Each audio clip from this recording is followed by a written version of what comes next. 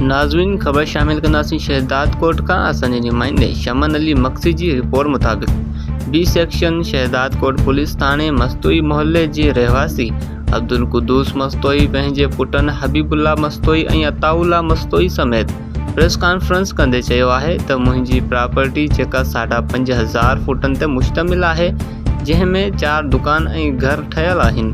मुंहिंजे घर ऐं दुकाननि मथां मुंहिंजे भाइटियुनि सनाउल्ला मस्तोई, नसरुल्ला मस्तोई ऐं मोहम्मद सिद्दीक़ मस्तोई ज़बरदस्ती कब्ज़ो करे वरी असां मथां बी सेक्शन थाणे ते जॻह ते कब्ज़े करण जो कूड़ो केस दाख़िल करायो आहे, जेका वॾी ज़्यादती आहे।